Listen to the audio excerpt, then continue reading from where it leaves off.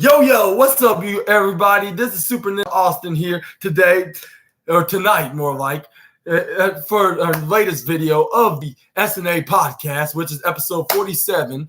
And we're going to talk about the latest edition of Monday Night Raw, which is the Monday Night Raw review part 7. Yeah, part 7, I believe. Let's begin, though.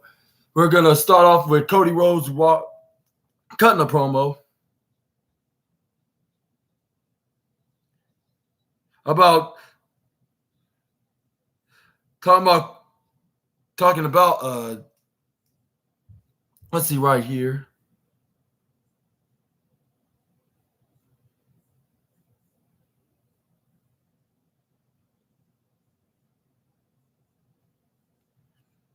Let's see right here.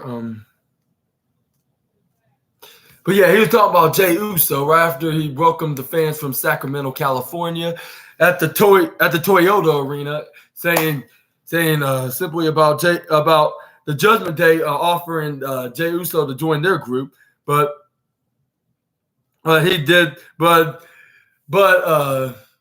Jey Uso possibly did the right decision into his entire life, like of not joining the Judgment Day, which is the most what do you call them? The most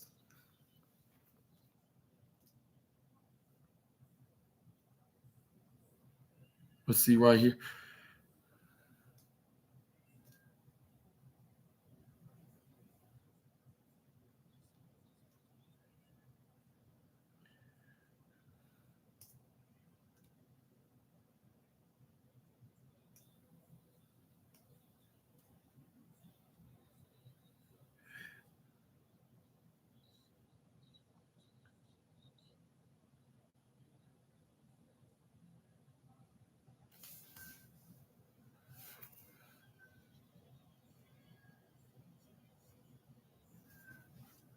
But anyway, yeah, let's see right here. Before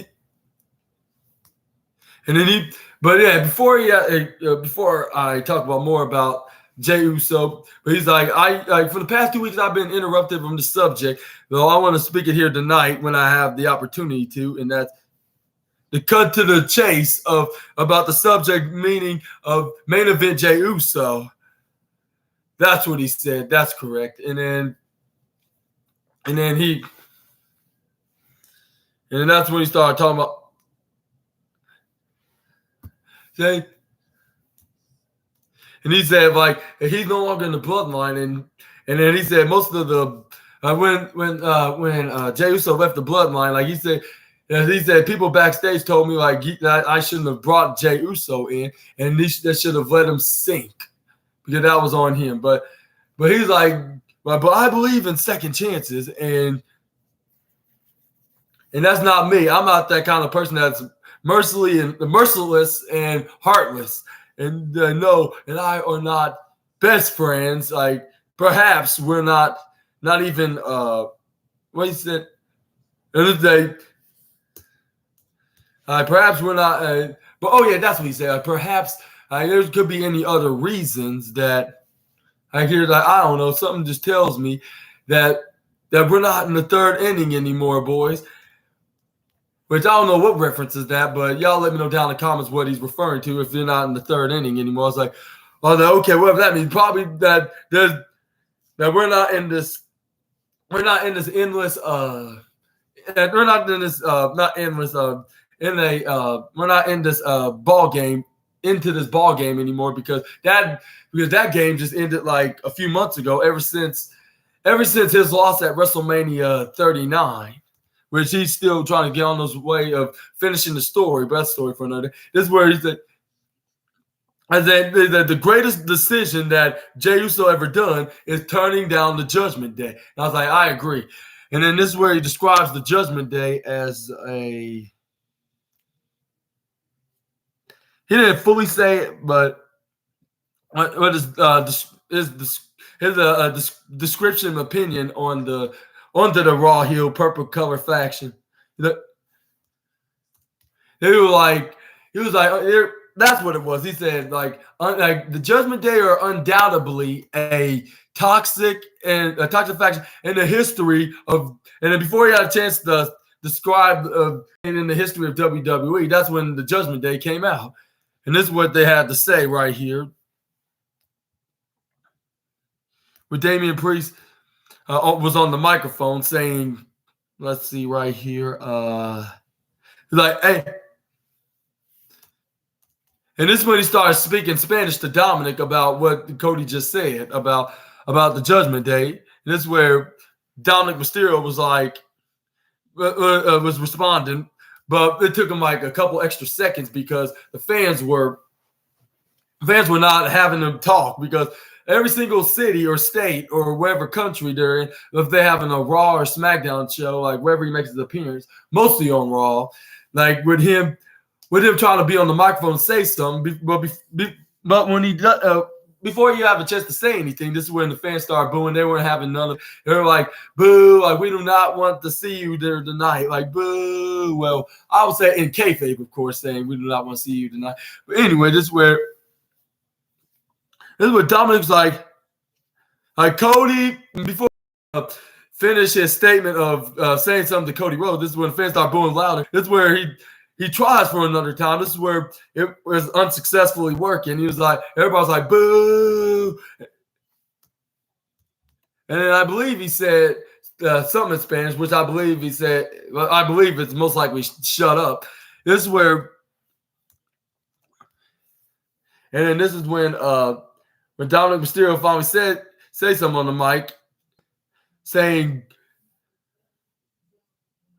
what was it?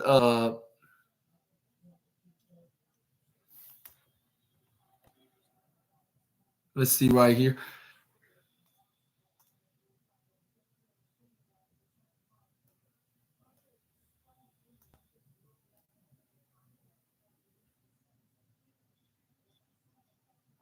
I don't think he said no. He didn't say nothing. He was like, though the WWE universe do not want to let you talk. Like, well, not. And then he's like, but all of you, I want to say that 3 of y'all defending y'all's respective championships tonight tonight on Raw, like against Dragon Lee and Kevin Owens and Sami Zayn. He's like, and you're champion, and you're gonna defend those championships tonight. So what happens when Mommy comes back from her injury and sees that all 3 of y'all are empty-handed?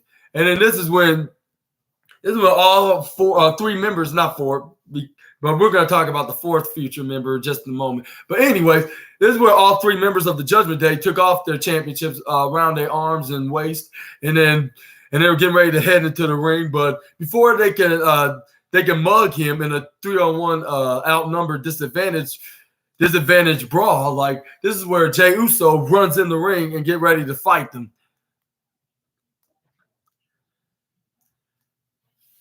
And then this is when Kevin Owens and Sami Zayn came in and helped try to fight them. This is when they start backing down quickly when they saw the Canadian tag team. This is when, or the 2 Canadian fighters, I should say. But anyways, this is when they stepped down. They were like, no, we're not gonna fight today. And then this is when they try to walk out of there. This is where JD McDonald's, I'm loving it, came in with 2 chairs and said, how about we go in there and fight them all? But I think this was the most horrible idea, and I agree with Damian Priest on this, because no, now's not the time. And I was like, like regardless, y'all gonna get y'all's butts kicked. Like, even what if they use those chairs against you or not, it's gonna be a guaranteed ass whooping. But anyways, this is where they disobey. All three of them disobeyed, with Dom and Finn and JD disobeyed Damian Priest from going in there and getting humiliated from the 4 stars, the 4 babyface stars. This is where they try to hit them with chairs. This is where they started stomping and beating the absolute shit right out of all 3 men. And then Damian Priest got to come in, but he came in a little bit too late. This is when all 4 guys. This is when they fought.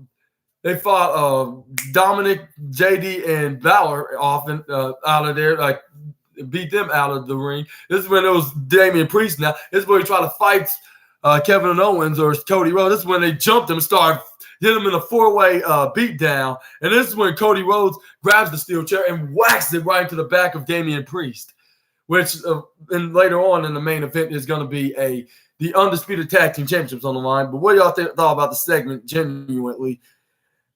But before Cody Rhodes hit him with the chair, this is where he super kicks Damian Priest right into the face. Jey Uso did. But let's move on to the next segment, which is, and then also we have Dragon Lee taking on Dominic Mysterio, which we're going to get to that just a moment. And we have Miz TV against, but I'm going to get to the point and then talk about the match with Otis against Big Bronson Reed, which I'm not gonna waste y'all's time or bore you on the match. We're just gonna just let's see right here.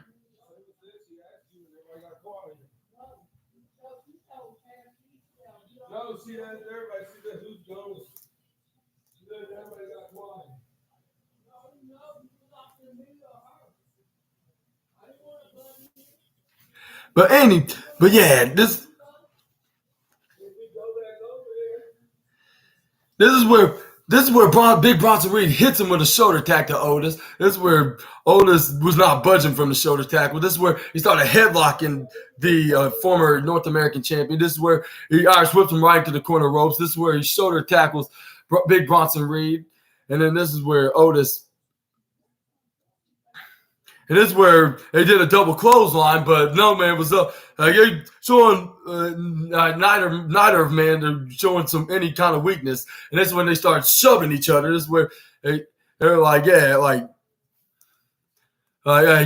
triggered the anger side out of me. That's what Bronson Reed was looking in his eyes. This is where Maxine Dupree started taking up for Otis by saying, you want some more from my big man? And then this is where Big Bronson Reed started getting ready to get into a double clothesline or like a clothesline versus clothesline off, but hit him. But this last double hit from one another hit him so bad to the point that they both rolled out of the ring from to the left and right side, like in the opposite sides into the corner.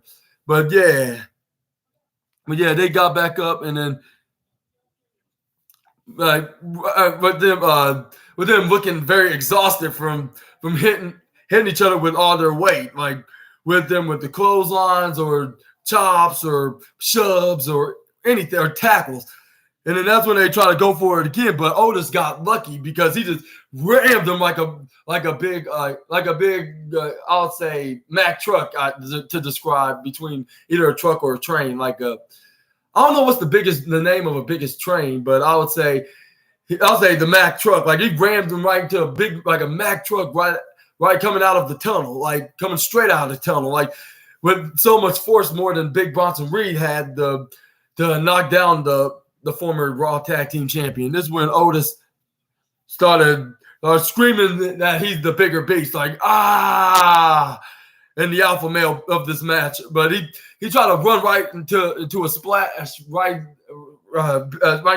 into Big Bronson Reed, but Bronson right through the ring of the ring post. He moved out, but he hit his front part of his body right to there, and I bet that's not going to really feel good. Like between now and the earliest in the morning, like when he wakes up. But anyways, this is when Big Bronson Reed hits him with a lariat right out of nowhere. This is where Big Bronson Reed started flexing his muscles.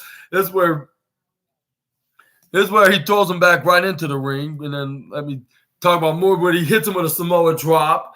And then this is when Big Bronson Reed tried to go for a cover, but he only got a 2.3 second count. This is where when Bronson Reed tried to start talking trash onto the biggest and the buffest alpha male into the Alpha Academy, Otis. And this is where he started. This is where Otis started trying to intercept and started hitting him with lefts and rights into the midsection of Big Bronson. This is where Bronson tried to go for a kick. This is where he spins Bronson around when he caught his Otis caught his leg. This is where he tried to close on Otis. He ducks. He runs right to the ropes, and then they both hit each other with a double hit crossbody right through the air, like 5 feet in the air. I was like, wow, like that looks very brutally dangerous. Yeah.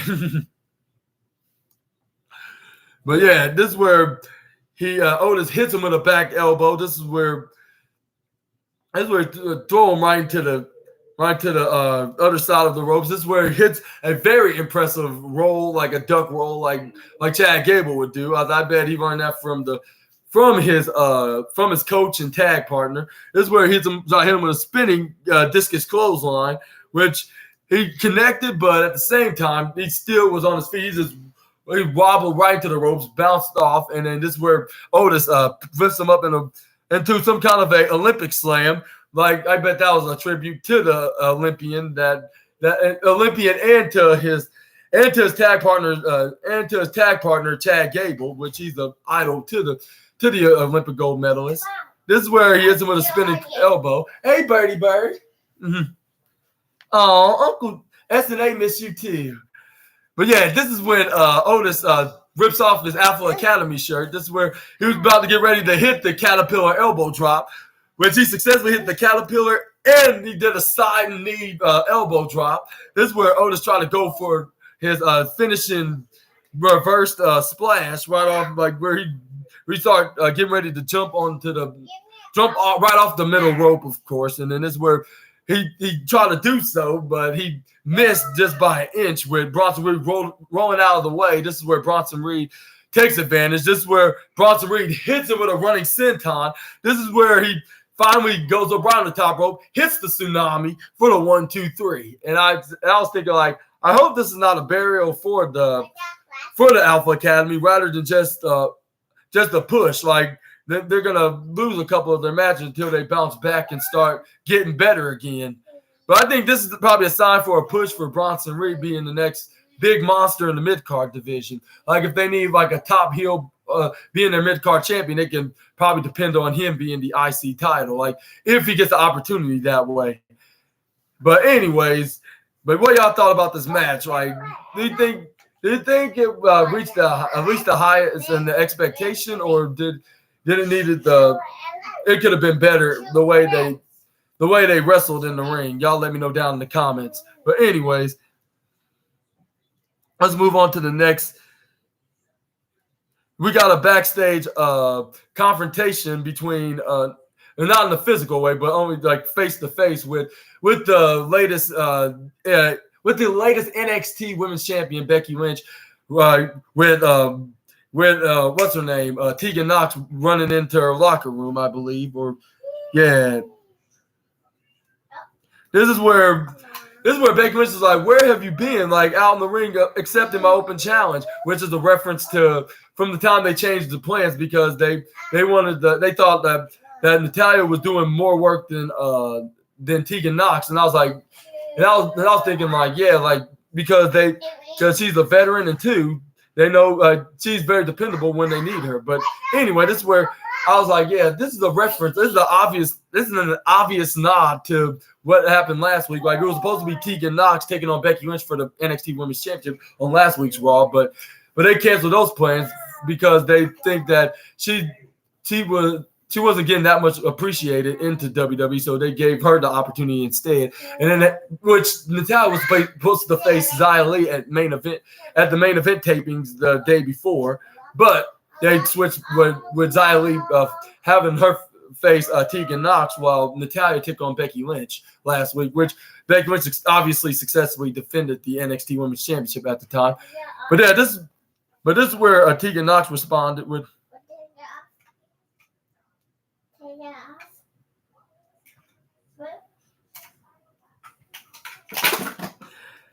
Well, I'm sure she really said anything. I would say this is where Becky Lynch was like, yeah, like I need someone young like you to be my opponent and have a great match. And then also, And also, as soon as I defend my championship and successfully beat Tiffany Stratton, you could possibly be my next opponent, which would look like she'd like the sound of that, Tegan Knox. So, what do you think about this? With Tegan Knox possibly being her next opponent, like if Becky Lynch retains, or maybe if Tiffany Stratton wins the championship right back. But it has me thinking, like, I was like, whoever's going to win is going to face Tegan Knox, and then anybody couldn't be a better opponent for anybody that cannot be a best potential opponent for the Irish, or I think she's either Irish or New Zealand, Tegan Knox, or was it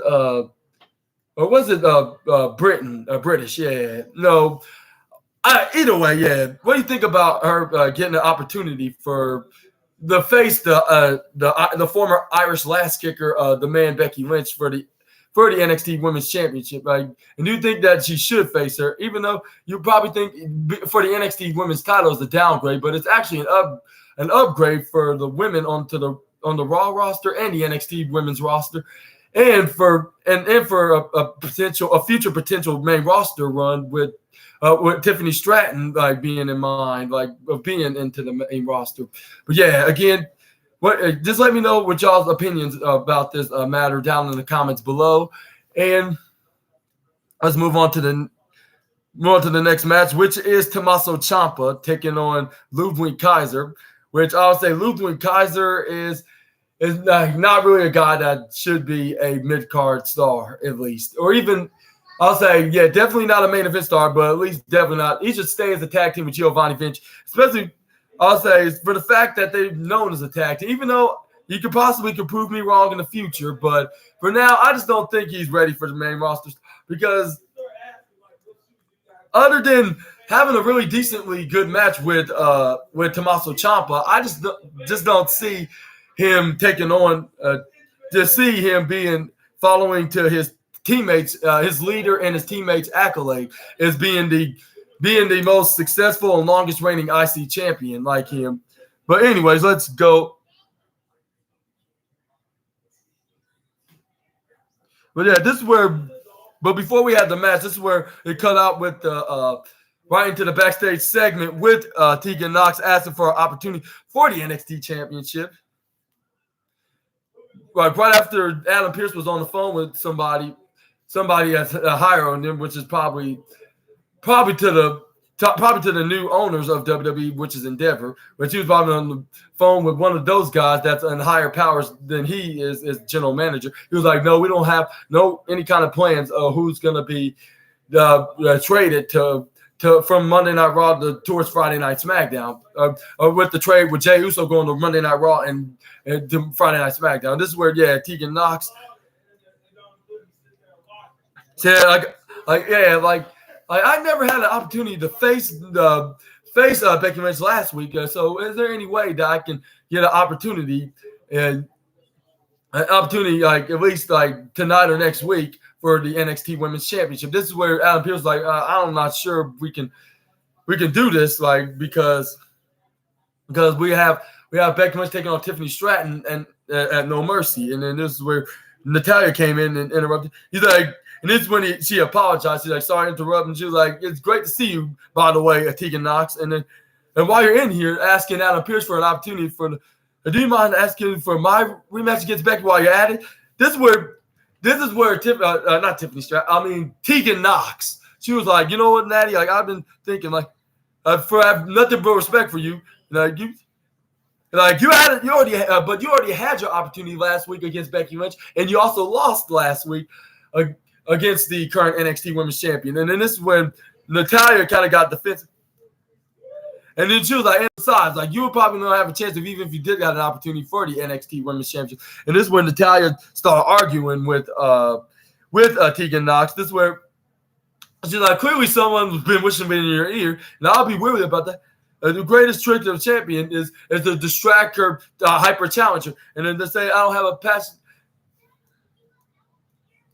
Like if you don't have the passion to say it to my face, then rather than say it to my face, I would suggest you just just to just say it. Like, and this is when Tegan Knox is like, the passion, like, how dare you? Like, well, you know the definition of passion, and that's when they start going back and forth, or arguing, like any other typical person that's disagreeing with one another. Like, they going fast and start talking quick, and one another back and forth. You know how it is until arguments, like on a movie or TV show. This is where Adam Pearce like, ladies, like, can we calm it down just a little bit and settle this, and then and make this a #1 contenders match for the NXT Women's Championship next week. And then that's when we have the match, which is going to be right after this Tommaso Ciampa versus Ludwig Kaiser match. And who you think who deserves to be the next #1 contender for the NXT Women's Champion? What do you think about other main roster wrestlers fighting, going after the NXT title? Y'all, I would love to hear that down in the comments below. We're going to move on to the.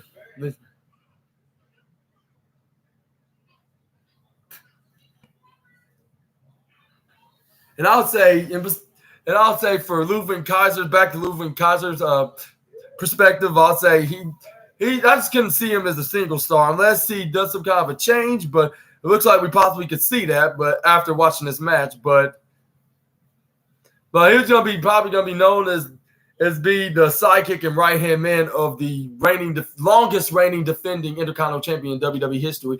That man is Gunther. And then this is when they showed a clip of, and when Tommaso Ciampa said like he knows he can beat him, which I obviously would know that too. And same with the rest of the WWE universe / fans, like that Tommaso Ciampa is easily gonna beat him, and probably in order to get an opportunity for Gunther's IC title. But that's what he basically stated, and then that's why we're having this match. And then it started off with Ludwig Kaiser put on a couple of strikes right to the right. He attacked him, and started hitting him with a couple of right strikes right into the top right corner of Tina the Turnbuckle. This is where he started hitting him with a headlock. This is where Tommaso Ciampa Irish whipped him right to the corner, into the right hand corner of the ropes. This is where he shoulder tackles him. This is where he runs up, he ducks. Tommaso Ciampa ducks, and then this is where he lands right on top of him. Looked like he was about to go for a leapfrog, but he landed right on top of him, started hitting him with the Luthez press punches. This is where Tommaso Ciampa hits him with a snapmare. This is where he stomps him right to his face, and then this is where he started mocking Ludwig Kaiser with the pose like the Imperium. This is where Ludwig Kaiser started trying to hit him with strikes again. This is when Tommaso Ciampa Irish whipped him right to the corner, hit him with chops that will probably make Gunther, his future opponent, envious into making his chops even better than he is. This is where he starts stomping onto the Ludwig Kaiser, and this is when the referee was like 1, 2, 3, and then this is where Tommaso Ciampa stand back back to the other side of the Tina Turbo. This is where he tried to go back. This is where I go back and finish him with his strikes into the bottom right corner of the Tina Turbo. This is where Ludwig Kaiser start hitting with right hands, and then this is where he tried to go up right on the top rope. This is where he hits him with an uppercut right off the top rope, right through to the hardest part of the ring, which is the ring apron. This is where he tried to bring him back and try to hit him with some kind of some kind of punching or elbow strikes with him hanging wedge right to the edge of the ropes. This is where Tommaso Ciampa elbows him right off of him. This is where the black-hearted Ciampa tried to go back in the ring. This is where Ludwig Kaiser pushed him right before he can get back in the ring. This is where he pushed him right off the ring apron. This is where he landed face first right into the Stephen the Steel Steps, or Simba the Steel Steps. Yeah, my bad. Yeah. Simba the Steel Steps. This is where he started doing this pose in a mockery manner, even though it was his own pose, like saying like this is how it's done, like to Tommaso Ciampa and to the rest of the WWE universe. This is where he grabs him and brings him back in the ring. Let's see right here.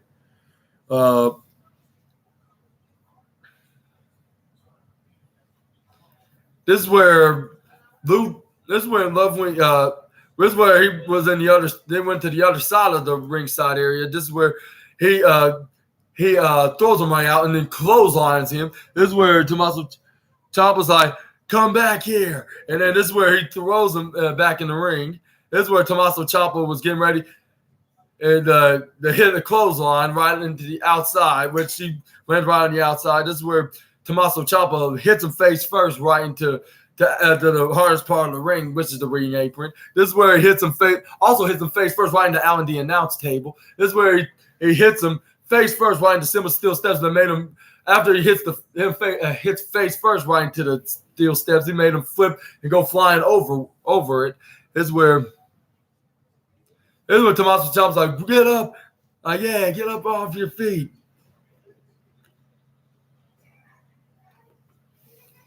To the WWE Universe. This is where Tommaso Ciampa smiles, I guess sadistically, like what else he has in mind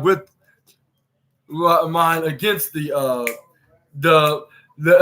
Imperium's special ring announcer, I guess you could say. This is where he hits him with a draping DDT, or the Willow's Bell, that's what it's called, which is his version of Randy Orton's spike DDT. But instead of putting his legs, having his opponent's legs hanging, he has him hanging with his midsection and then DDT him right off the middle ropes, called the Willow's Edge, I believe. This is where he tried to go for the fairy tale engine. This is where Ludwig Kaiser countered it and hit him with a right hook uppercut. This is where Tommaso Ciampa hit a punch, and then this is where Ludwig Kaiser hit him with a right hand. This is where he boots Ludwig Kaiser right in the face. This is where he grabs him, hit him with a ripcord discus forearm, but this is where Ludwig Kaiser ducks. He tried to go for a fireman's kick. This is where he hit him with a fireman's kick. This is where he counters it, hit him with a reverse DDT, looking like a scorpion death drop. This is where Tommaso Ciampa took off his right knee pad off. This is where he tried to get ready to go do the knee strike. This is where Giovanni Vinci tried to help Ludwig Kaiser get back in the match and try to distract Ciampa. This is where Ciampa was not having it. He knees him right into the head. And then this is where Ludwig Kaiser tried to do a step up instigiri right into the pin. This is what I guess I'll say this is probably Giovanni Vinci's fault for distracting, because he didn't need his help, because he, other than just keeping his eye off the ball, like onto Ludwig, but he had plenty of opportunities to intercept and hit him with a step up instigiri either way, though. But it kind of distracted Giovanni Vinci way too much. This is where he tried to pin him for the 1, 2, 3, but the referee was too distracted with Giovanni Vinci getting hit with Tommaso Ciampa's exposed knee, and that's what messed up the whole entire gameplay of Ludwig Kaiser's plans of beating the former NXT champion. This is when the referee was very pissed at both the referee and Giovanni Vinci. Started yelling at him. This is where he turns around, and then Tommaso Ciampa striked him with a knee strike that you couldn't miss, that you could not miss, I should say. Yeah, that you cannot miss to seeing it flashing before your eyes, and that possibly could have knocked you out for a whole entire year, even. But yeah, he struck him with it. He got the 1, 2, 3, and it looks like we might probably see the next opponent for Gunther's Intercontinental Champion. But I'm not sure he could be the one that could defeat him. I still prefer to be Chad Gable, because it's like one of the championships that he possibly wants to be, and he's not gonna rest and give up until he gets his opportunity for the IC strap. But who y'all think is gonna win, though? Like, who is it gonna be, Ciampa or is it gonna be Gable? Y'all let me know down in the comments below.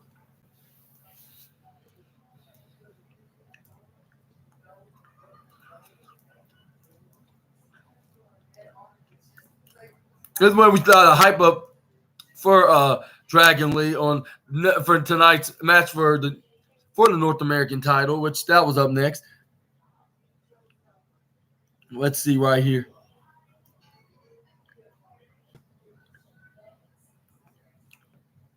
Yeah. Let's see, Dragon Lee and Dominic. Yeah, up next we got Dragon Lee and Dominic Mysterio for the NXT North American Championship up next, which is right here. Let's see.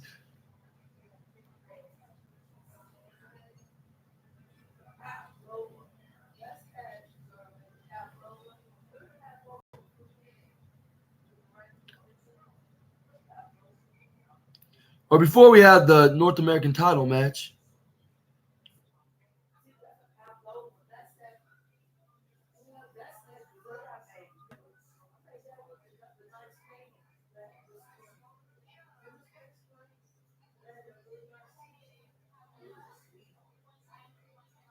Was it Natalia? No, it was Natalia.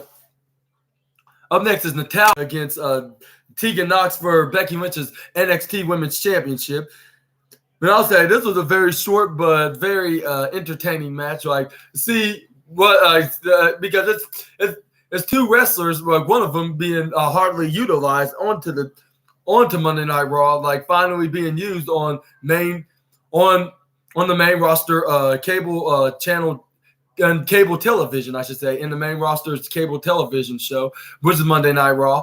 But I'll say this was probably looking like it looks like it's something like a match that they will actually have on NXT rather than being on Raw.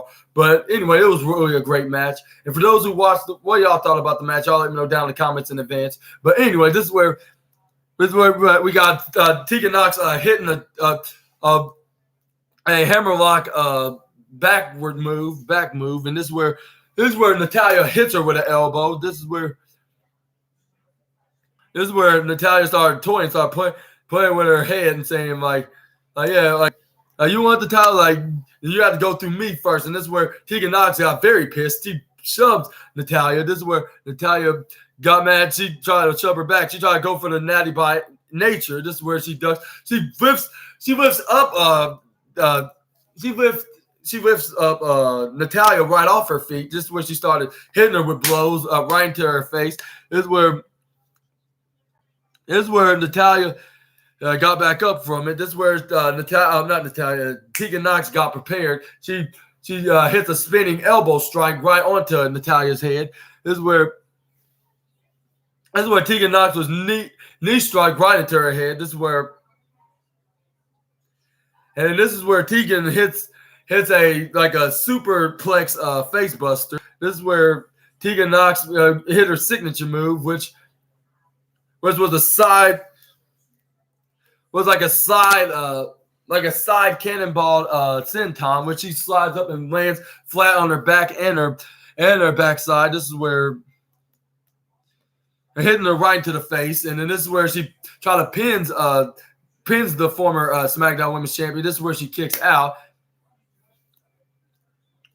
And then this is where Becky Lynch was saying, yes, like I would love to see this. I would see all the fire in the women in NXT and main roster, wherever. Like, I was like, yeah, agree. Like once you have something successful going, like you continue that success. Like, I agree on that. Like, in a business perspective, of course. And for Tegan Knox, like we haven't seen her probably since the beginning of, or even like a few months back in the spring or early summer, like when she was in a match. I'm not sure, it was like some kind of a tag match. Yeah, I believe she was teaming with Emma. Or was it Nikki Cross? But either way, that's the last time I actually saw her on Monday Night Raw, which was probably like 3-4 months ago. But anyways, it's great. But the point is, I'm glad to see her back because you're finally gonna use her. Like if she's a very what's that, like a underdog threat. Like you may judge her on her height, but she can prove you wrong by actually fighting. Like if she was 3 times bigger in her size, and showing that size don't matter, and it really don't. Like it don't matter size, just skills that makes you a really good competitor in this industry. But anyway, this is where Natalia hits the most devastating move in all sports entertainment. Only kicked out for the 2 count. This is where she goes for her sit-out power bomb. She thought that was going to be it with a lot of cockiness. This is where Tegan Knox kicked out right after 2. I was like, maybe you shouldn't put all your trust into one move and continue hitting multiple moves that are like related to your finishing moves. And then this is where she tried to go for a sharpshooter, like, and then she was waiting for the last minute to try to twist her. And this is where Tegan Knox took advantage. She grabs on the rope, slings Natalya right into the bottom corner ropes. And then this is what gave Tegan Knox the opportunity to come back and hit her with the shiniest wizard kick, which the helper got the 1, 2, 3. And then it was a little bit shocking, I should say. Like, even for Tegan Knox, like, she couldn't believe that she actually earned herself a title opportunity, which has been lacking in WWE as of late. And even in her first run when she was in NXT, like, it's been way past due from then. Like, yeah, like, I would say perhaps like 3 years past due for her not getting any kind of title opportunity. But yeah, like, I am very glad for the young, I believe, Britain or Brazil, not Brazil, New Zealand or Irish superstar. Like, out of the European cultures, I'm very happy for her. Like, yeah, and I hope she gets a really great match. Whether if she comes up short or not, I hope she has a really great, like at least like a 5-star worthy match. Like, or not at least, I would say she should get one, like, on my opinion, but I'll say, or at least a 4-star worthy match, like, against the man Becky Lynch. That's only if she can become the NXT Women's Champion. But that has me thinking, like, is it going to be a guarantee that is it going to be a guarantee that Tegan Knox is going to have her NXT Women's Championship opportunity, whether if Becky Lynch retains or if Tiffany Stratton regains her title? Y'all let me know down in the comments what y'all think. But yeah, let's move on to the Judgment Day with backstage with Damian Priest being pissed off at every single member, and then including JD McDonough. Like, when JD McDonough tried to explain himself, he was like, "Shut up! Like, I don't need to hear what comes out of your mouth. It's already bad enough that." And I don't think you should deserve to be on the Judgment Day. And I got a beating because of you, because you didn't want to listen to me when I said it's not a great idea to go out there and start whacking them with chairs when it was unsuccessful and it backfired. And then this is where he start. And then this is where he said, "Get out." And then he also said it in Spanish too. He's like, "Get out! I want you out! Out!" And he's like, "Okay, I'm out." And then this won't be the last time we see the Irish Ace superstar onto this show, because we're gonna figure that out, and we're gonna see some spoiler alert. We're gonna see some shenanigans from the Dishonest Heels later on in the main event. But yeah, but I thought I might let you know that in advance before I talk about that. But let's move on to the next segment, which is Seth freaking Rollins. Kind of promo welcoming the Sacramento Toyota Arena crowd that to Monday Night Raw, like similar to Cody Rhodes did, but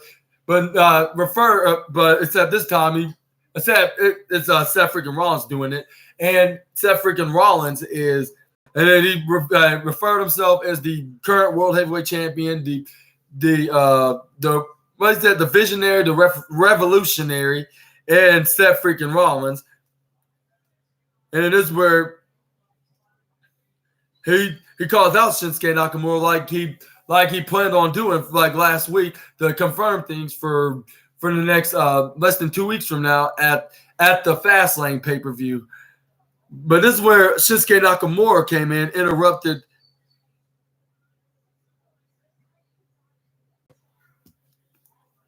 Nakamura saying, making fun of him. I want nothing more than to be the straw that breaks your back, and I am going to do that.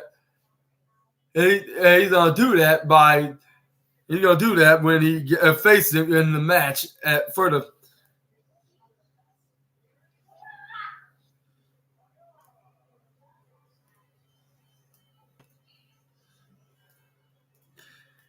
And he's like,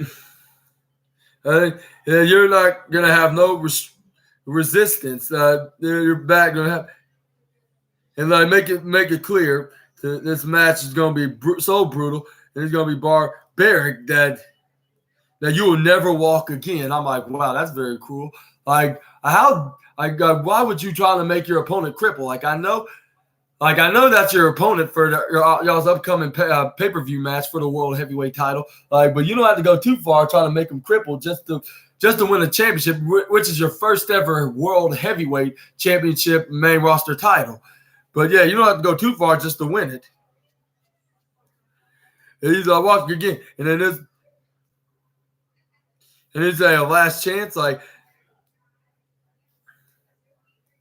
and then this is when he's telling like, I'm gonna become the new World Heavyweight Champion, and yes, I do challenge you for your championship match at Fastlane.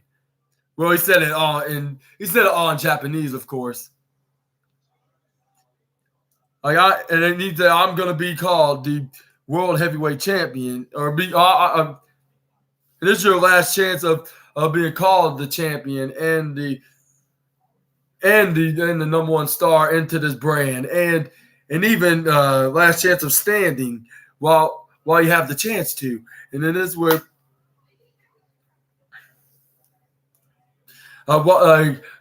before you stand. So I accept your challenge. So we're gonna have this match, but it seemed like Seth Rollins is not happy what came out of the King of Strong Style's mouth, because he started going on the mic and saying, when the fans start chanting this song, like, oh, wow, and then this is when Seth freaking Rollins was like, you're never gonna, that's because you're talking about you're gonna permanently injure my back, and I'm never gonna walk. Like, let me have some news for you. You had a chance of doing it from the last match, and you never did. And then the same with that last match. And he has a match, like, when we played it perfectly, like having his way and getting the match on his own terms. And but he have made a big mistake.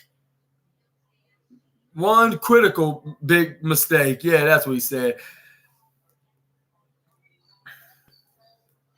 You see, like,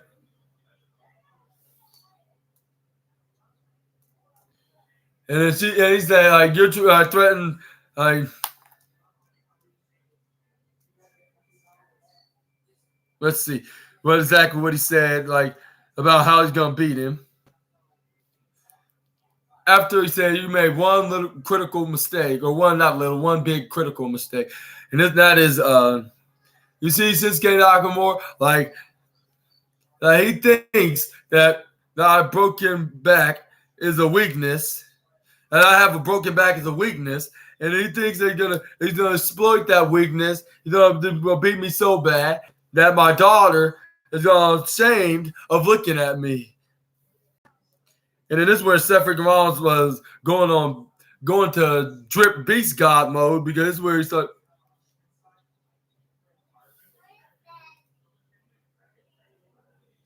And then this is when he said, like, I know that I know that my family knows that I love him, but they also know that I love this, like, and being here on WWE with the WWE Universe, singing my song and then being their champion. And then he also said on the last lines of,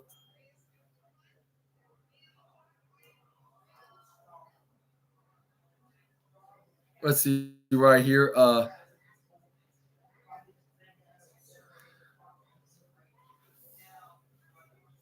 And he's like, yeah, you got to ride since you can. Only one of us is going to walk out of there, but it ain't going to be me. It's going to be a visionary. There's what I'm saying. Like, one of them's gonna be walking out there to survive this ride, and it's not going to be you, and it's gonna be the visionary and the revolutionary, and it's still gonna be your world heavyweight champion. Seth. And then this one, the fan, and he put the microphone up in the air. And this one, the fans started saying, freaking Rollins. And then Seth Rollins like, ha, ha, ha, ha. You just woke the craziness in me. And I was like, I totally agree on that because Shinsuke Nakamura, I'll say, mostly does not know where he's getting himself into of picking a fight with the revolutionary and the visionary and the drip god. Because it could be anybody at this point. It could be he can retain and have some up higher in the sleeves more than Shinsuke does, or Shinsuke probably can have the higher sleeve of knowing the specific weakness that's gonna help him expose it and break it out of his back and win the World Heavyweight Championship, which is a heavyweight title that he wants to win, like along with the WWE title. But since he's on Raw, he could be the world title and become the first and have his first and collect his first title win in the main roster. But what do you think? Do you think Shinsuke? I would say he should win for just to make sense in the story's perspective. But at the same time, I would love Rollins to win because he's doing a really great job being the entertaining champion. That entertaining champion is the goofy, fan-loving babyface that he is.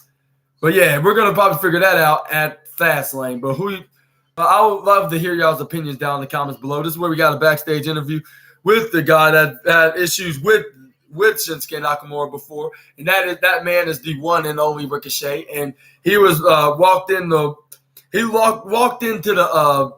backstage interview with a couple of crutches under his arms. This is where he.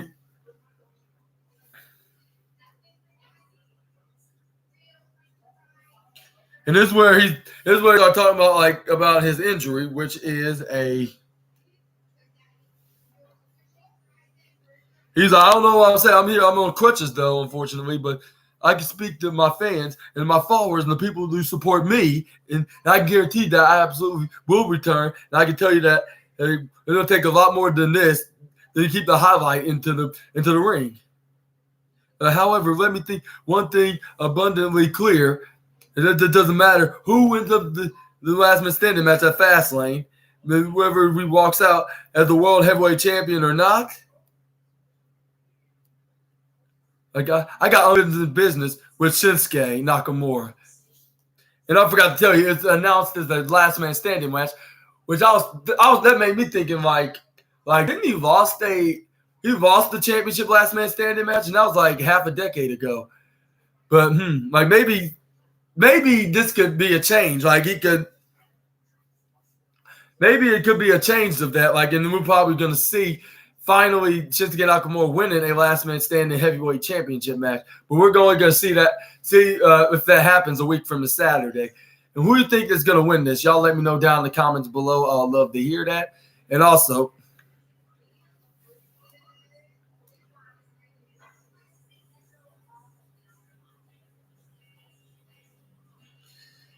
this is where we finally have the NXT North American match, North American Championship match with Dirty Dominic Mysterio taking on Dragon Lee.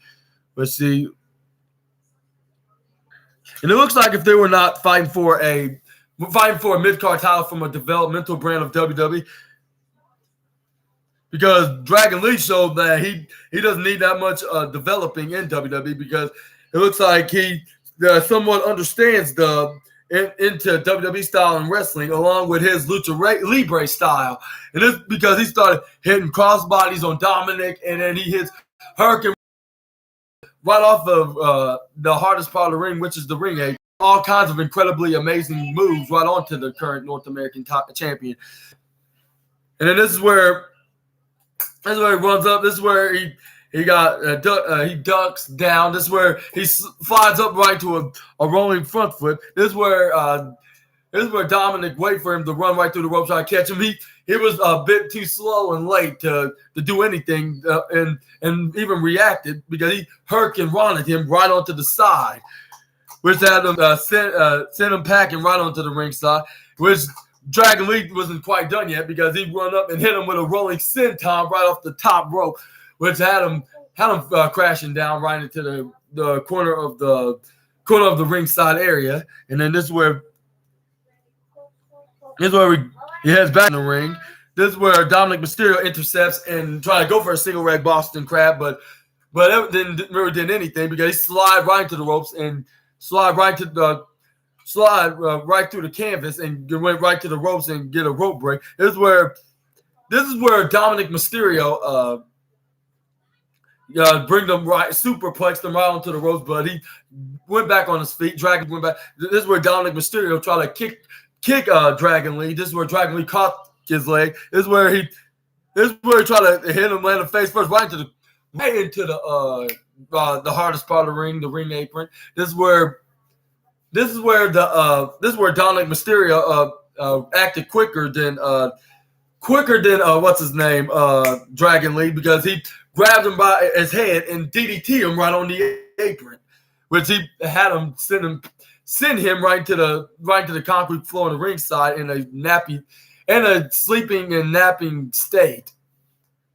Or so I'd say more like a cuckoo state, because he could have been out for the count, like if he was in the ring. But this is where they head back in the ring for the third time into the match, getting out of the ring in the ringside area.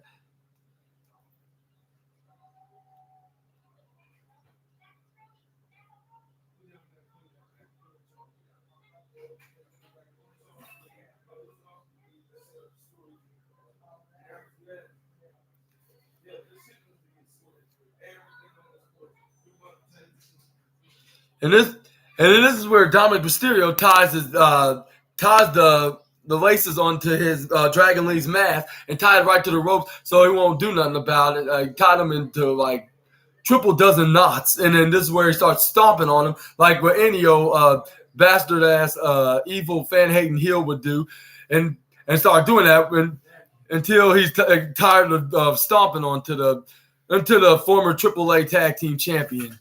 And then this is where Dragon Lee finally gets back in the match and unknotted his mask. And this is where he started fighting back, started hitting Dominic Mysterio with plenty of strikes. This is where he Irish whips him and hits him with an elbow strike. This is where he clotheslines him. This is where he tried to go for a body slam, but Dominic Mysterio counters. He shoves him right to the corner of the turnbuckle. This is where he lifts him up in midair and super kicks him right into the face. This is where Dragon Lee started hitting him with a corkscrew drop kick right into the corner. This is where he kicks him right into the face, and this is where Dragon Lee was looking back and forth. He was like, "What to do now? Like, how about do a missile drop kick right into the head, right into the face of the North American champion?" This is where he tried to go for a pin, but he kicks out a 2.999 count because it was so close. Like, it could have been like the move was so deadly and devastating. It was to the point that he could have made it his finishing move and possibly could win into this move. But amazingly, Dominic kicked out right at that last second. But anyways, this is where he tried to go for a powerbomb. This is where Dominic kicks rolled out of it. This is where he formed. This is where he tried to close on him. He ducks and then he pushes him face first right into the right ropes. This is where he hits him with a German suplex. This is where Dominic Mysterio hit him with a swinging side kick. This is where Dragon Lee hits a knee strike right into his face. This is where Dragon Lee tried to go for a crossbody. This is where Dominic Mysterio intercepts into a sit-out body slam. This only got him the 2.99999.8 count. This is where Dominic Mysterio gets up. This is where the referee's like, okay, whatever you do not do nothing sneaky or slick. This is where Dominic Mysterio trying to grab onto the back of the head of Dragon Lee, but Dragon Lee was not having none of it, any of it. This is where I think he tried to arm drag him, trying to attempt an arm drag. Or no, not arm drag. Twist his arm under him and then did him with a super kick right into his knee. This is where he hits him with a bicycle knee strike right onto Dirty Dom's face. This is what only gave him the 2.7 count.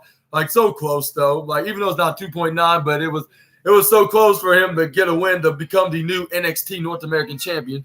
This is where Dragon Lee started hitting chops and punches and right hands. This is where Dominic Mysterio started hitting chops like that halfway nearly made him the next wrestler in line to make Gunther envious of using the move chops, even though that's not their signature or finisher. But this is where Dragon Lee, like I said earlier, like he hits a sliding Hurricane Rana right over the top rope and had him flipping right off the hardest part in the ring apron with the Hurricane Rana. This is where. And then this is where Dragon Lee Irish whips him right back in the ring and getting ready to win. This is where he's trying to go for a pin, but he only got the one. He only got the two, but he kicks out. Dominic Mysterio kicks out right after the referee hit 3. And then even Wade Barrett in commentary was like, how in the hell did Dominic Mysterio just kicked out of that? And then this is where Dragon Lee tried to go up the top rope and try to hit a top rope finisher, but Dominic Mysterio interfered intercept and forearmed him. This is where he tried to go for a move off the top rope, but Dragon Lee countered it, and he go right on the top rope, hit him with a double stomp with him wedged into the Tree of Woe position. This is where Dragon Lee was getting ready to hit his finisher, which he took off his knee pad, and then getting ready to hit him with the move, which was the knee right onto the head, but right onto the corner of the bottom left corner of the tendon of the turnbuckle. This is where he lifted him up and have him landed and hit both of his hit right on the bottom part of his of his little testes. I don't say little, but I would say not. I would say not little. I'll say definitely not as little or not. Yeah, nowhere in the definition near the Miz. Yeah, of course. I would say. Why it took me long saying the Miz? I would say not even close to the Miz. My apologies. But anyway, this is where he intercepted, hit right into his little, I should say, Coco Jumbo. I should say, hit him right there where it hurts the most. Definitely, this is where Dominic Mysterio finally came back in the match, hits him with a frog splash for the 1-2-3 to retain his NXT North American Championship.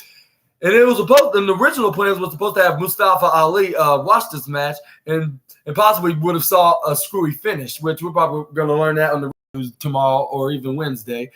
Or any time of this week of learning wrestling news about the original plans for Mustafa Ali for his road to facing Dominic in NXT's No Mercy pay-per-view this Saturday, which is my brother's birthday, which y'all probably didn't need to know that. But anyways, this is where and then they're supposed to have him. It will be a screwy finish with Mustafa Ali.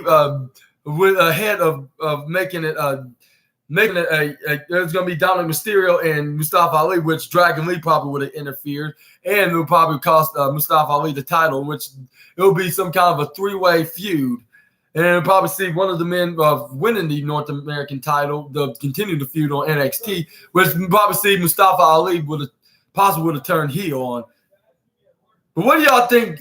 But what do y'all think that was originally was supposed to happen with this match, with the match being involved, like in tonight's Monday night, according to, for the mid-card NXT title feud, American NXT title feud. Y'all let me know down in the comments right down below, and then to move on to the next.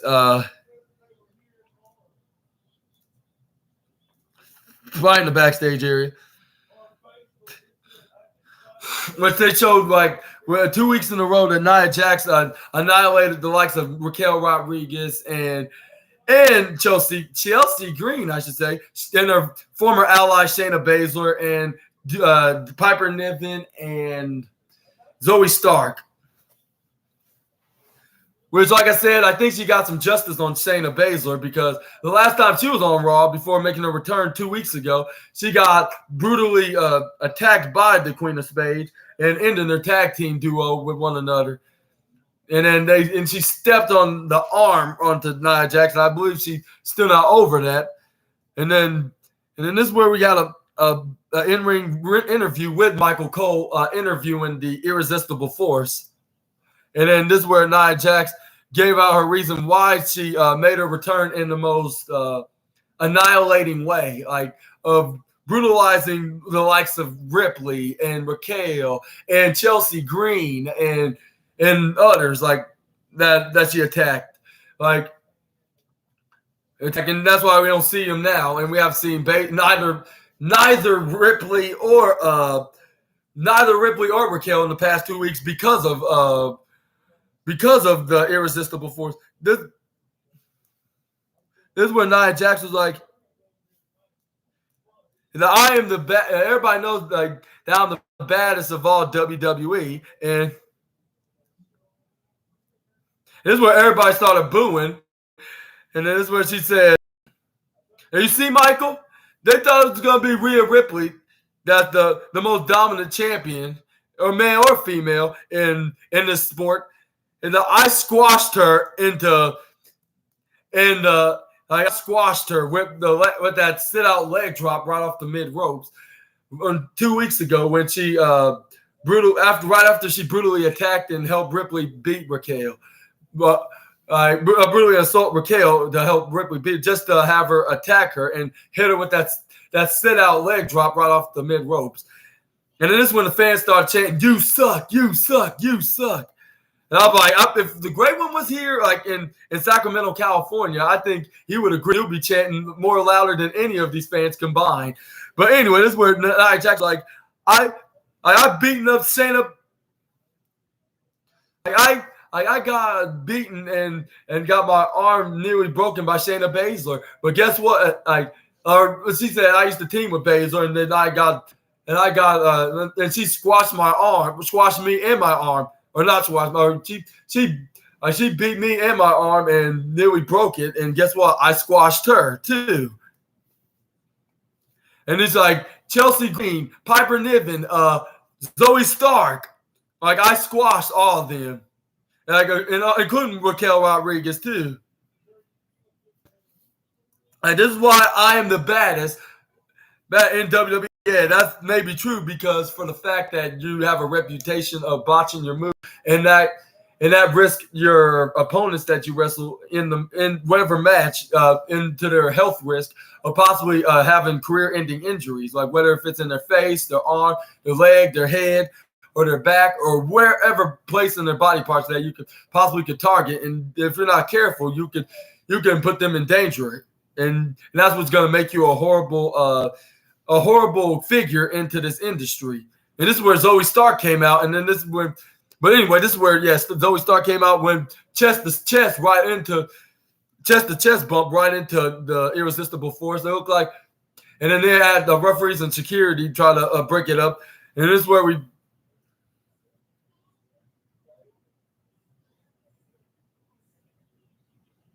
This is where we finally have the match. This is where Nia Jax was continuing her dominance, because she hit her with this move right into when she had her placed right into the corner of the bottom rope. She hit towards the bottom part of the ring side, like into the hardest part of the ring apron. She hits her with a leg drop, which had her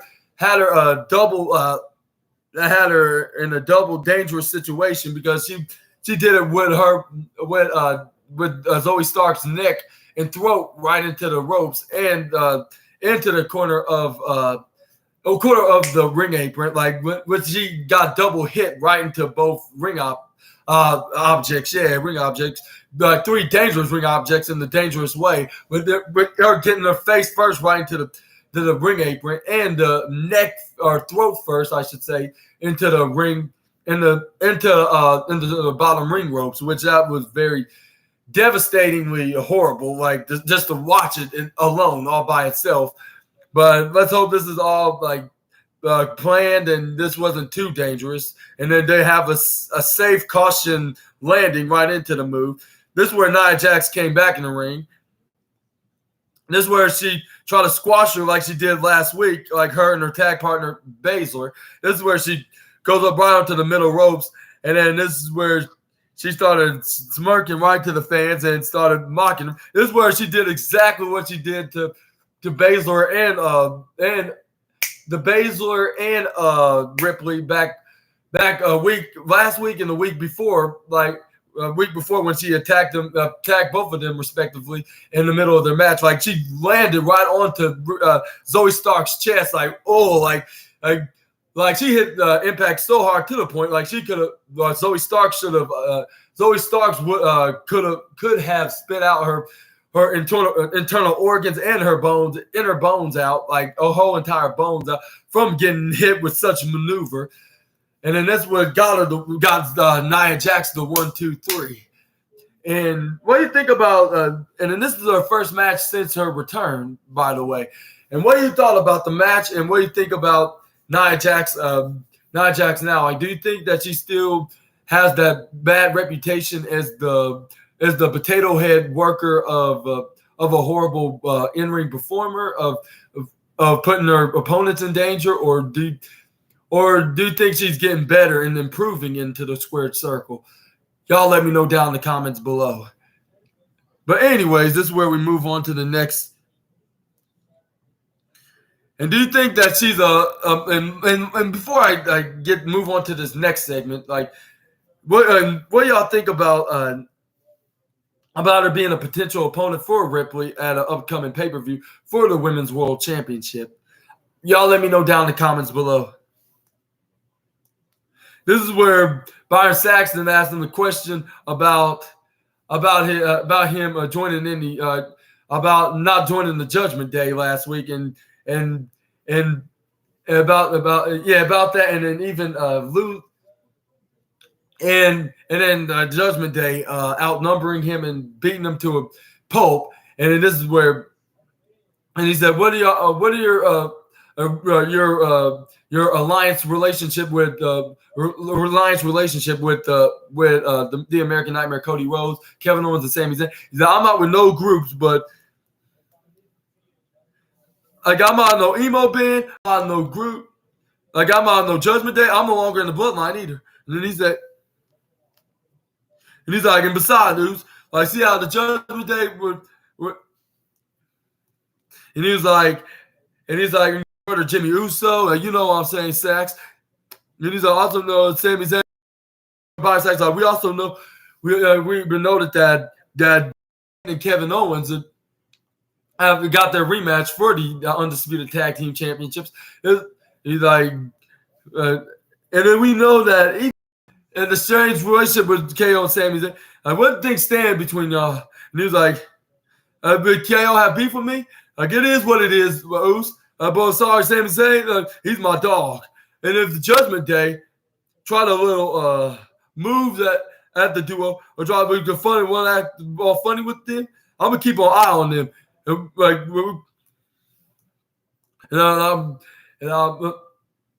like, and he's like, I'm gonna keep my eye on them because we're more than just close, like Oos." And then this is where he walks out.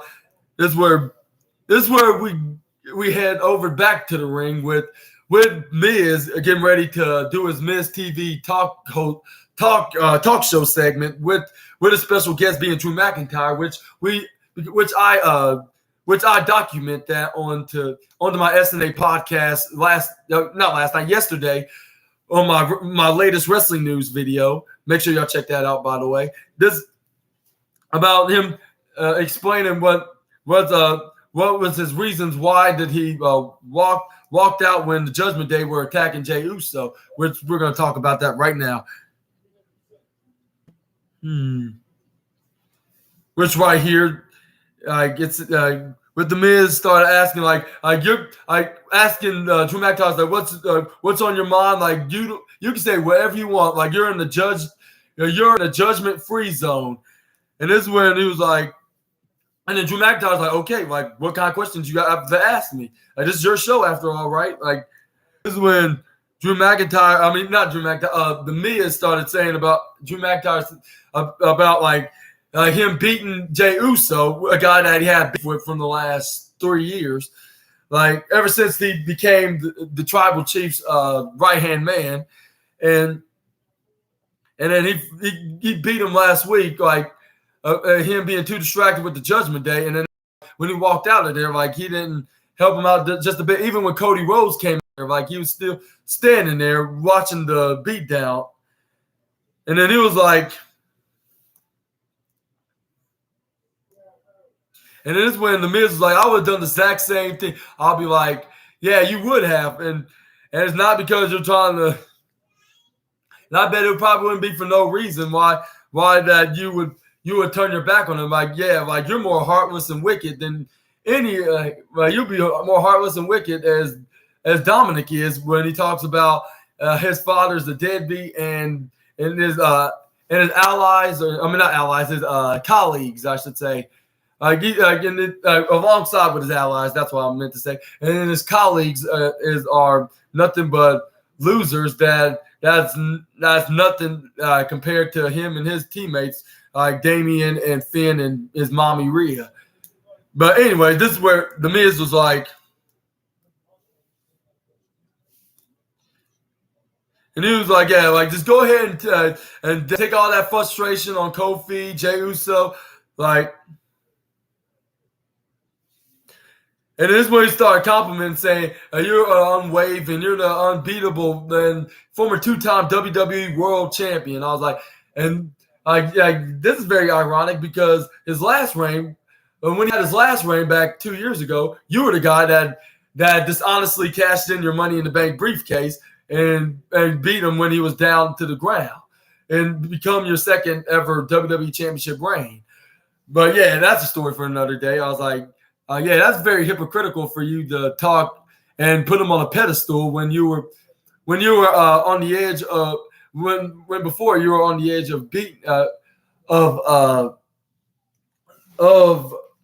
the edge of beating him for the WWE title, which you did when you bribed MVP and Bobby Lashley, giving Bobby Lashley an opportunity for the title. But anyways, this is where Drew McIntyre was like, yeah.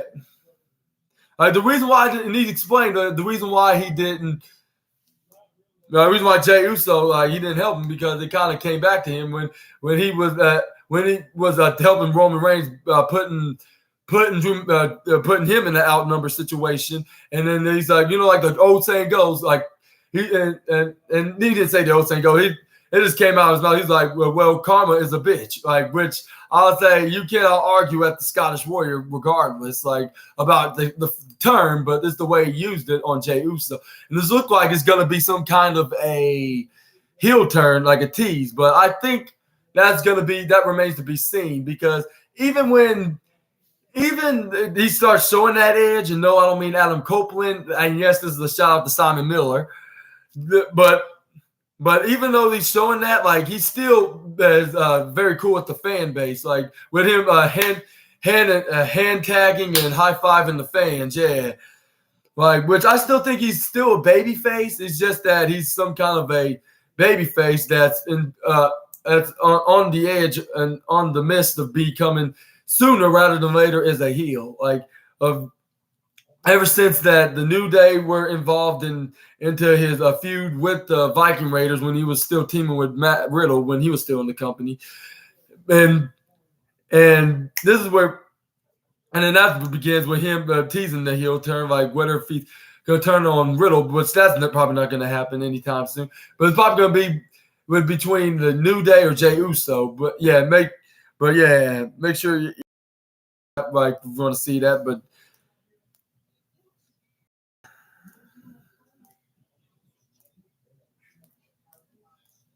and then let's see right here. And then this is when Kofi Kingston came out before they could continue their face-to-face interview, like one-on-one interview with the Miz asking him a bunch of these questions. This is where the New Day came out. This is where Kofi particularly, especially asked a bunch of questions about everything from the past few weeks of him changing, like into his normal what he normally would be. He was like Truze, like and Big D. I was like, really? You're gonna call him Big D? And y'all and you nearly called him out, even though like they did gave him a birthday present of him being the Big D boxer shorts. But you call him out when you explained like what that stands for. With him saying that we were referring to him having a big something, but I can't talk about that. Like that's very that probably would restrict me from making any future not AEW but WWE and AEW content and other content into YouTube. Like if I brought it up on here especially in an inappropriate manner. But yeah, here's where he was like, Big D, Drew McIntyre, man.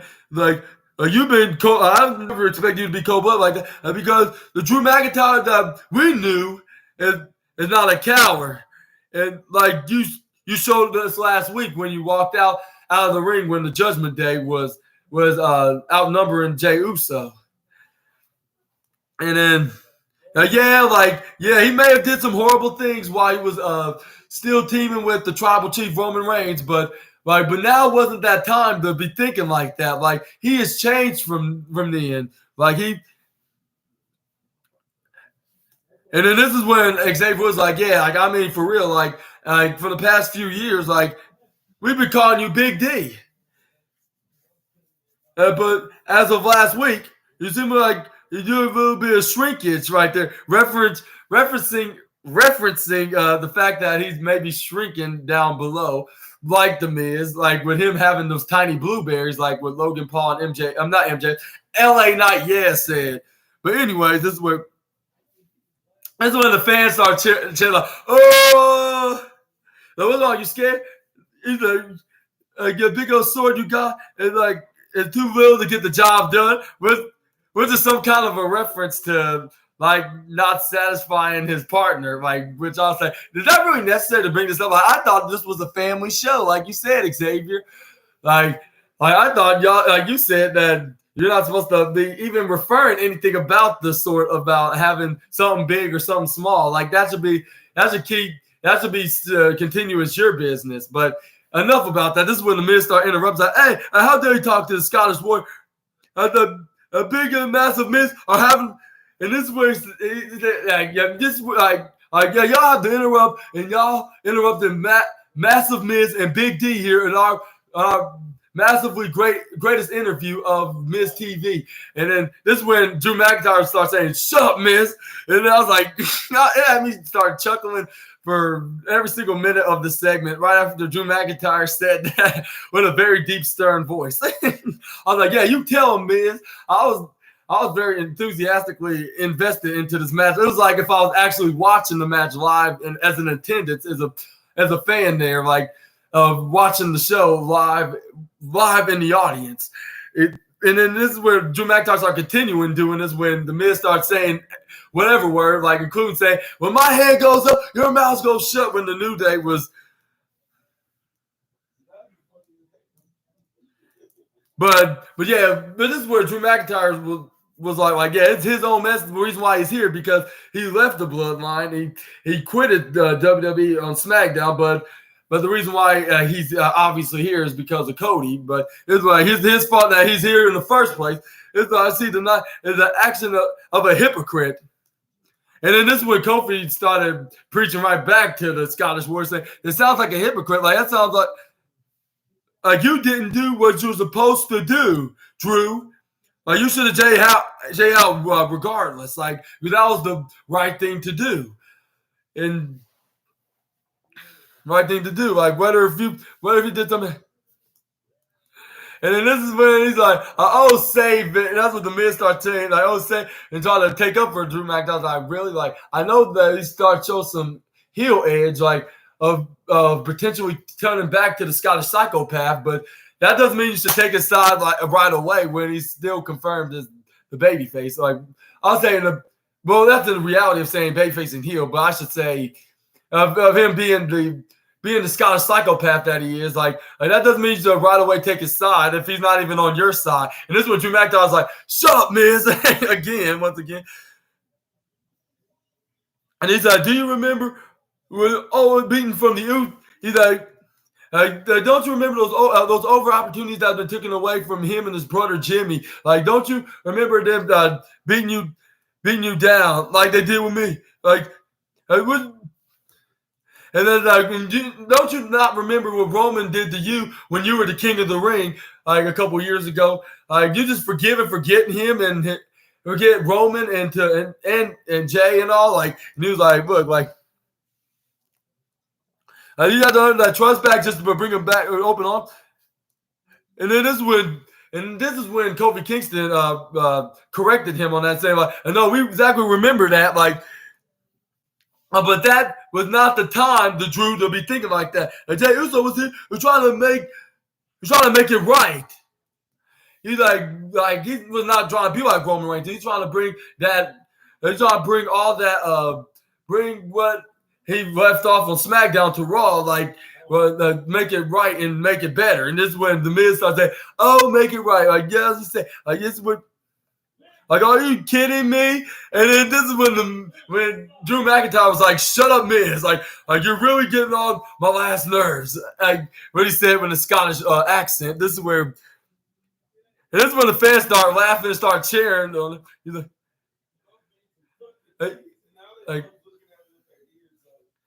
He's like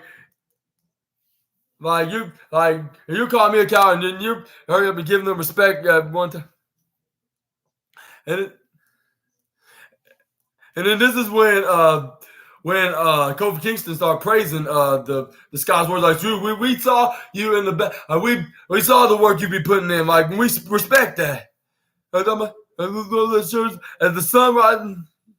It's up and right to the west. And the Drew McIntyre's going to do exactly what's right. And then we respect him for that. And he's like, you know what this means? My head goes up, your mouth goes shut. And then this is when he said shut up for the final time before for the last time when he tried to have a word into something. This is when he said it slowly this time, like, shut up. Because it looked like his temper was getting higher. And when the Miz wouldn't stop. And this is when the fans started chanting, "Shut up, man! Shut up, Miz." Can you help take out the dogs once you're done? Okay, yes, sir. I sure will. Yeah, I'm almost done. But anyways, yeah. This is when the fans start chanting like, "Shut up, Miz! Shut up, Miz!" This is when he tried to say one more thing, but Drew McIntyre hits him with a glass skull headbutt to shut him up for good. I was like, finally, like Drew did it. And then this is where we have the match with this is when the New Day was like, wow, like Drew really did it. And there's a time for talking to come, Kofi get in this ring and we're gonna find out on what Hard Times is all about. And this is when Kofi Kingston came out in the ring. He was like, like, yeah, you really want to know what the Hard Times mean? And this is where we finally have the match. But yeah, Drew McIntyre was being the absolute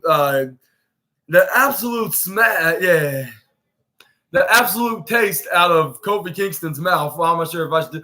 I would say beat the absolute sense out of the dreadlock dynamo. This is where he lifted up his arm. This is where he closed on him into a 360. This is where Kofi Kingston rolled out of it. It looked like about to go for a DDT.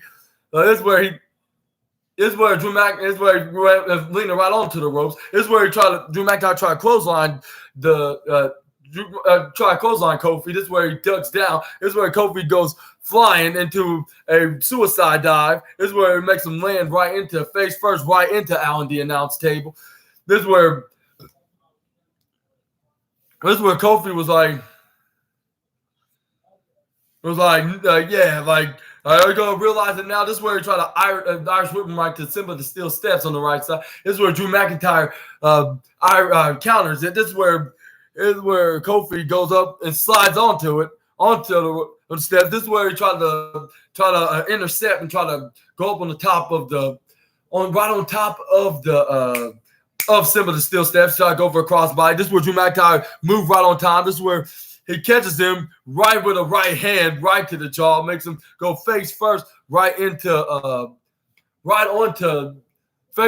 face first, right onto Alan the announce table. This is where he started putting his legs right onto the back of his head and hit him with a reverse hit him right with a reversed Alabama slam, right face first, right into the hardest part of the ring, which is the ring apron. I'll say if this was a normal person, they would have their whole entire face broken in half. Like Kofi's one tough son of a gun for selling such a move. But just continue getting to the point. Like this, where at the end of the match, like right where Kofi Kingston hits him with a top rope Kofi Mania dive right onto the front of Drew McIntyre. This is where he tried to throw him back in the ring, and this would throw him back. This is where the Viking Raiders came, not Viking Raiders, one Viking Raider member, what's his name, Ivar. This is where Ivar came in with Valhalla and started attacking Xavier Woods and hit him with some kind of a crossbody splash with hanging helpless Woods right to the corner of the barricade. And then this is what distracted Kofi Kingston so much. This is where he hits him with a Claymore kick for the 1, 2, 3. I was like, yeah, Drew McIntyre's getting pushed, but not only that, we're probably going to see him push as a heel now. And then and it looks like I think that's going to be the case because he walked out of there and he did the exact same thing with Jey Uso. And that's when the Viking Raiders started beating not Viking Raiders, Ivar. I stopped saying just Viking Raider. It's one Viking Raider with a singular, not a plural. But anyways, this is where Ivar started nailing some fists right onto the Dreadlock Dynamo, and then even Valhalla started punching the absolute life out of poor Kofi Kingston. He didn't have a chance. And I think this was very low for Drew McIntyre doing this once again for the second week in a row. Yeah, this is a sign that he's turning heel, and plus, or else why is he doing this? This is kind of a sign, it would like something similar with Seth freaking Rollins, when he was slowly but surely going back as the dark side back in 2019. This is what kind of reminded me to that point.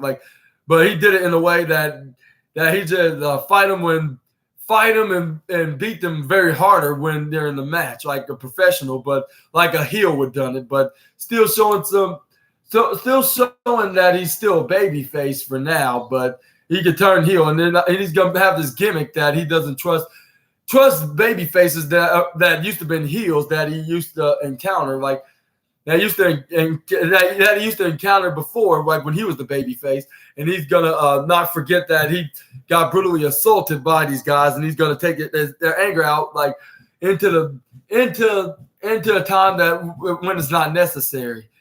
But what do you think about this new gimmick by Drew McIntyre? I would love to hear that down in the comments below. We're gonna move on to the next segment. We got Gunther yelling at Giovanni Vinci, and then this is when Ludwig Kaiser came into the backstage hallway area. This is where Gunther asked him what was all about against Tommaso Ciampa when he wrestled him to put his number one contender spot on the line. Tommaso Ciampa's number one contender. He was like, I would have gotten the job done if it had been for Giovanni Vinci. You were gonna blame him for everything. What if he wasn't around? Tommaso Ciampa possibly would have won, but at the same time, you could have won. But you can't really depend on blaming Giovanni Vinci for your failure. That's a replacement of anger. But at the same time, he got some of them right because he did distracted him. But what if he didn't distract him? What would be your excuse then? And it is where Gunther was and he was like, I don't want to hear I'm the reason why we're even a faction in the first place in this day and age, and he's like you know what's up? He's like, and you know what, for now on, he's not our responsibility. If you mess up, we have an issue. That's when they tell him he's not in charge of Imperium. Is y'all's to do well. It will be you, and if you mess up, then you'll be dealing with me. Then we have a problem. But it looked like I said earlier, it looked like we could tease a breakup. But according to the BWE and those other insiders insider journalists, like those anonymous insider journalists, would probably would say like it's probably would say like it's like that may not be the case, despite them having some tensions on one another. But yeah, that still continues to remain to be seen. Like if they probably be splitting up, but I don't think it's gonna be anytime soon because of that note, because that BWE guy does not get like he usually not get his predictions wrong because he had some talks with some sources from WWE of what's gonna possibly be some of the future plans for the company. But anyways, this is where we move on to the next. Up next, we got the Judgment Day taking on Kevin Owens and Sami Zayn. And I'm gonna get to the match with the prize fighter taking, which I would point out with Damian Priest and Damian Priest with Sami Zayn, Irish whipping him into corner after corner, and this is where he tries to go for a flying strike, elbow strike corner, and right to the corner. This is where Sami Zayn move out of the way or kicked him out of the way. This is where he goes for the middle rope and hit him with an elbow strike right into the head of Damian Priest. This is only get him the 1 count. This is where he goes.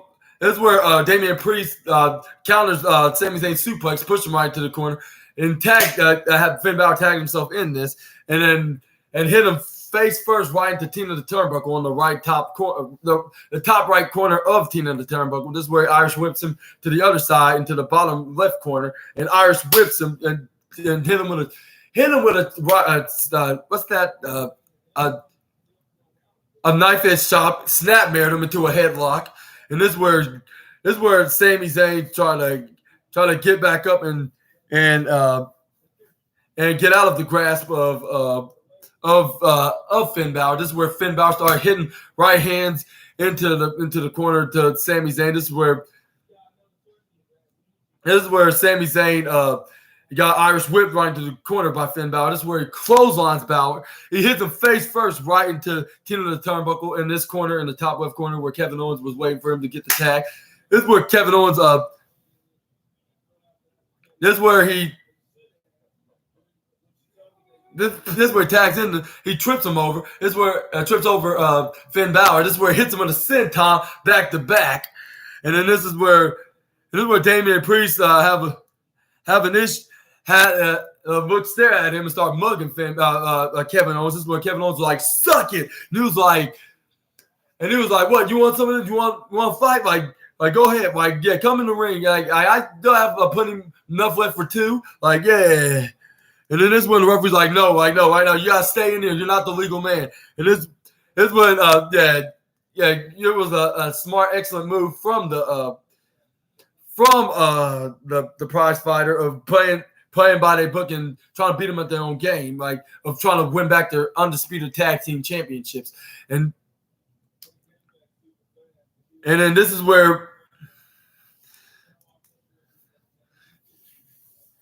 KO hits him with a knife edge chop, and I hope I announced that with Kevin Owens and Sami Zayn taking on the Judgment Day, which I probably did, for the undisputed WWE Tag Team Championship. This is where KO started hitting right hands and kicking right into the midsection, and the knife edge chop so loud and devastating to the point we added like I don't know. I need to start doing some Gunther envious encounters like of other wrestlers using the devastating chops in their match, whether if it's an AEW or WWE.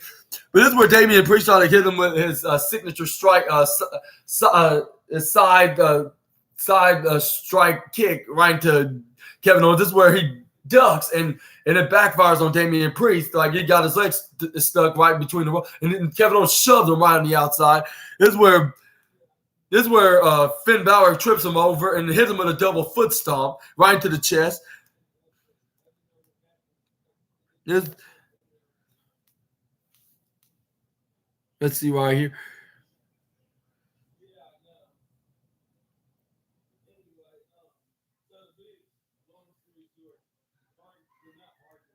This is where he tags in Priest. This is where Damian Priest starts stomping on him like Dominic was doing when he had Dragon Lee tied with his back of his mask strings into the ropes, like tied in between the ropes, like, and started stomping. I mean, this is when he started putting his whole entire right leg right onto Kevin Owens' his back and having them squeeze his throat and his front part of his body onto the ropes, like trying to kill him. Like, I was like, I hope Damian Priest knows that murdering is a crime, metaphorically. But anyways, this is where Finn Balor hits him with a right foot kick right into Owens' face. This is where Damian Priest lifts up the prize fighter. This is where he started hitting him with those side kicks, like striking onto the leg. This is where Kevin Owens tried to grab on, try to hit him with a move. This is where he hits him with a right chop. And this is where he had the knees right into the face, right in the corner in the face. This is where it's like, you don't seem like a tough guy. This is where Kevin Owens started hitting him with a chop. This is where he started hitting him with an uppercut. This is where Damian Priest started with strikes right to the head. This is where Damian Priest started hitting with fist, and same with Kevin Owens started flying fist right to his head, looking like when Sami Zayn and Kevin Owens very first started doing that to one another when they were arch rivals. When Kevin Owens betrayed Sami Zayn, that's what he was doing with him. This is where Damian Priest Irish whips Kevin Owens right into the corner. This is where he had his head up. And this is what I was thinking, like, Damian Priest, like, you should know this is the first thing that you don't do when you're in a match like this. Like, you don't bow your head, because it's 9 times out of 10, like, your opponent's gonna do some kind of move, whether it be a DDT or a knee or foot, like, kicked right into your head, like, and this is where Kevin Owens was back in the game. This is where he was out, like nearly out, I should say. This is where he tried to tag in Sami Zayn, but he was slowly getting back up, but he finally tagged in Sami Zayn. This is where Sami Zayn started hitting right-hand punches right into Damian Priest. This is where he throws him right to the corner, but hit him with a springboard leapfrog right up to Damian Priest when he tried to head right towards him, and then he tried to run towards him on the other side. He clotheslines him. This is where he puts him right into the corner. This is where he started going up to the top rope and started hitting him with right hands, like over 20 times. Like 1, 2, 3, 4, 5, 6, 9, 10. Well, I was wrong. My mistake.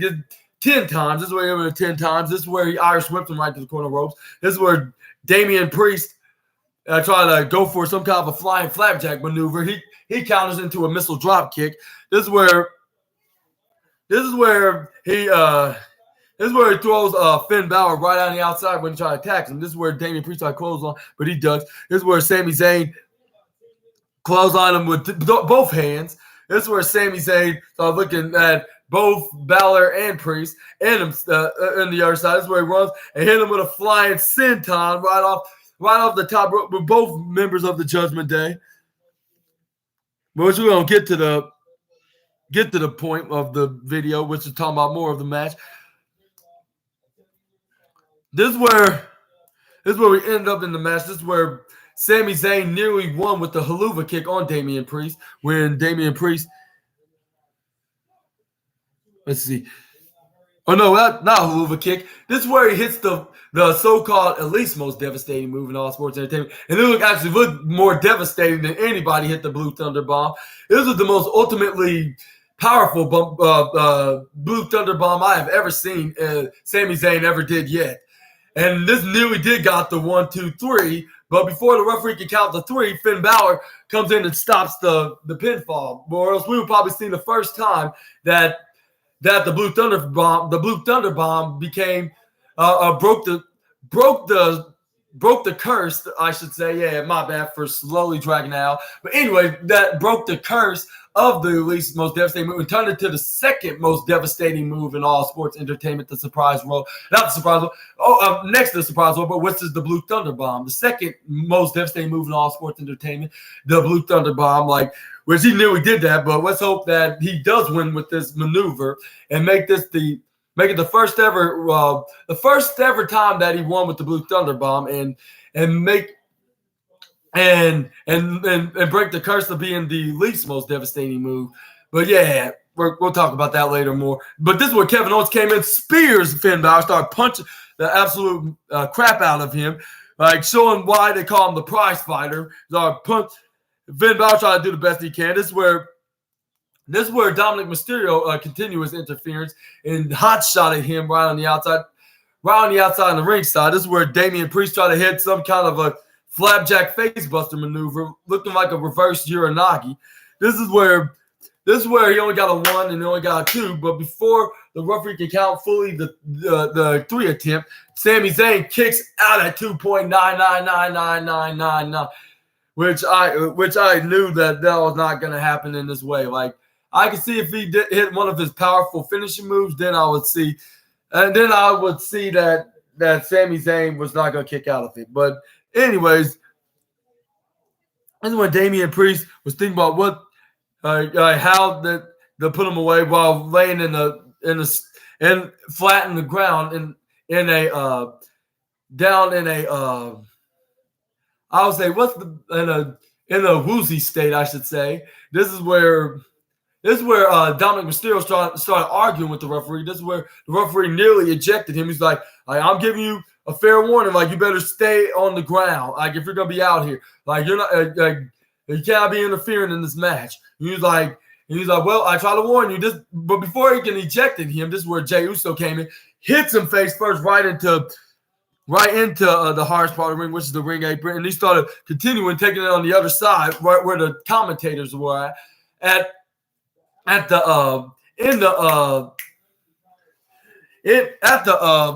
Allen announce table, right on Allen. That's where he started hitting him with right hands. This is where JD McDonough came in. They started double teaming and outnumbering him. This is where Cody Rhodes came out here and run up and try to fight off and help Jey Uso fight off Dominic Mysterio and Jey Uso with him suicide diving both Dominic and mostly JD McDonald's. He started flying like if he was the duck from the duck character from McDonald's, which I could show the comparisons, but unfortunately I can't.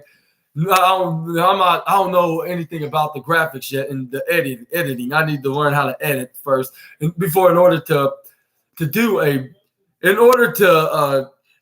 make it. I'm still learning by watching other YouTubers and content creator on YouTube show how to edit videos on here. That's why you see some kind of bloopers. Otherwise, if I know how to do the editing, I would. Then I would be then it'll be more perfect than this. But yeah, this is where Cody Rhodes came in, had suicide dive, and then made him oversail and fly to the point that he flew over Allen the announce table and nearly hit Michael Cole. If Michael Cole didn't got out of his chair and moved to the side on time, along with Wade Barrett, and then this is where Cody Rhodes and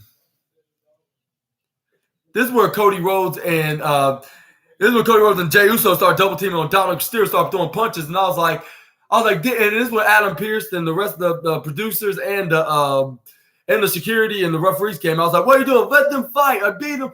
And then I bet that Kevin Owens was thinking the same thing because he was looking at him, witnessing the action witnessing the action on the ringside. This is where he stunners Finn Balor, and then that had him start swinging and flipping out of the ring. This is where Damian Priest throws him out of the ring. This is where Sami Zayn got him right into the corner and the haluva kicks him. But before he had a chance to go and try to cover him, this is where JD McDonough hits him with one half of the SmackDown Tag Team Championship. I was like, first of all, damn you, Adam Pearce, for trying to break up the brawl and the double team disadvantage onto Dominic Mysterio because he's the most hated and disrespectful wrestler in professional wrestling. Well, at least in kayfabe, of course. But anyways, I was like, so let him fight him and teach him a lesson. And besides, where y'all's asses was at when it was JD and Dominic double teaming Jey Uso. That's making it unfair for the good guys. And then, and second of all, I was like, like where was JD McDonald? Where did he came from? Oh, from when he got suicide dived by Cody Rhodes, like he was under the announce table the whole time until now. And that's when he grabs the SmackDown Tag Team Championship, hit it in poor Sammy's face, and then that's when Damian Priest rolled over onto Sami Zayn for the cover. The referee counted to 1, 2, 3. Still the WWE Undisputed Tag Team Champions, the Judgment Days, Finn Balor and Damian Priest.